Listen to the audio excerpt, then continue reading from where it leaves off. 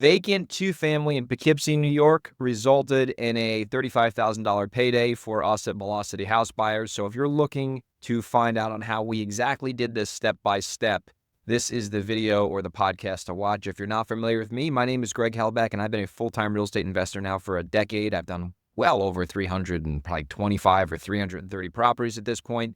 And the point of this podcast and YouTube channel is to share with you what I have learned from the trenches so you don't have to make crazy mistakes and you can learn these nuggets yourself.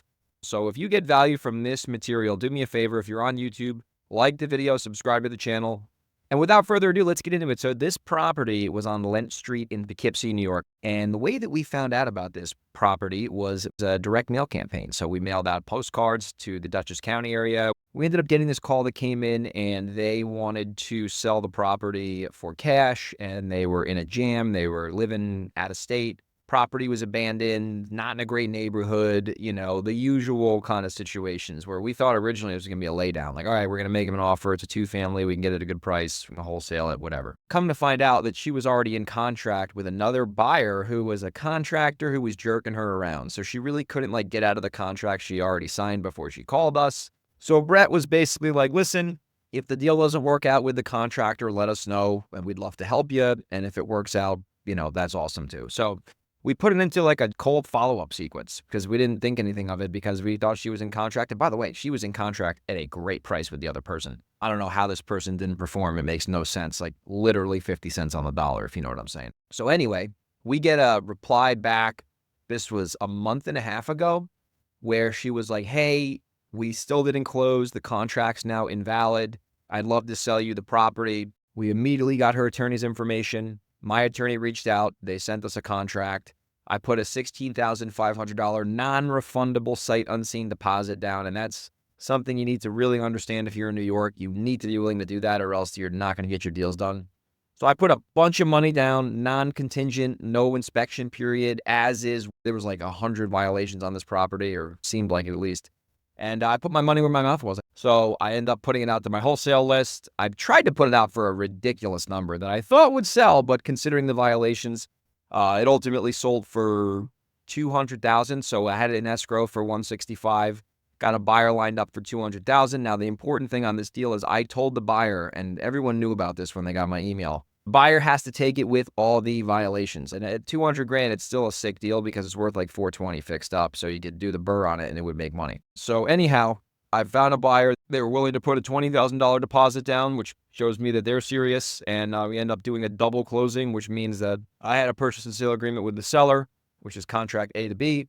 And then I sent another purchase and sale agreement out to the buyer. So in this case, I was a seller and then the buyer was the buyer. So that would be the B to C. And the way that we did the deal was we did a back-to-back closing. So in New York, you could do that. I'm not giving you legal advice, but you can basically use the buyer's money to fund your deal, which is pretty cool. So anyway, fairly easy deal except for this, all right? So this is what happened about 2 days before closing or 3 days before closing. The buyer wasn't really thinking straight, and they decided to go into this property, mind you, in a bad neighborhood, like you wouldn't want to go here at night kind of place. And they started cleaning this place out because they thought they owned it, which is fake news because we confirmed the day before that the closing was going to be that following Monday. Anyway, they go in there, they start cleaning this place out. They were taking firearms out of this place, which is a huge no-no. And the seller's attorney was super pissed off, which is totally understandable. So I got this wild email and it scared the hell out of me.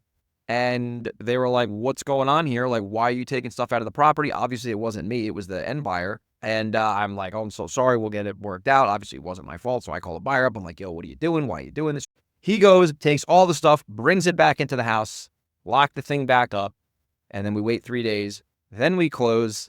And then he decides to take all the stuff out legitimately because at that point it was his house. So that was the one little hiccup with this deal. And besides that, it was relatively smooth sailing. I think we signed the property in early February and we closed it in late March. So about 6 or so weeks on the wholesale deal, which in New York is pretty quick. It beats a sharp stick in the eye because a lot of the times they're 8 to 10 weeks.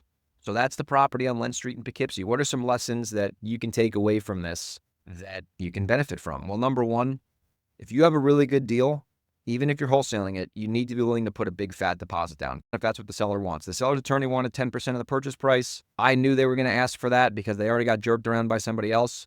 I had no problem. I knew it was going to be worth it. I knew that 16.5 I invested in the property, I was obviously going to get back much more.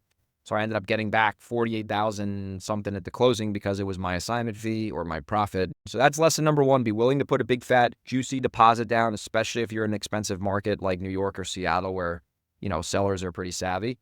Lesson number two, you got to be able to control these buyers, right? Like in this case, I could have done a better job, honestly, of controlling this buyer because he went in there like a, wild goose on the loose, and he started taking stuff out of the property that he shouldn't have. And I should have been more aware of that, even though technically I'm on the other side of the country and I would have never known that. But anyway, when you're wholesaling a house, it's not yours until you own it or the buyer owns it. So you can't fuck around and you can't, get cute and try to take stuff out. It never works out. So control the buyers better. Lesson number three. We should have actually not put this seller into a cold follow-up sequence on an automated text campaign. We should have put this in our top 20 prospect database that we usually do.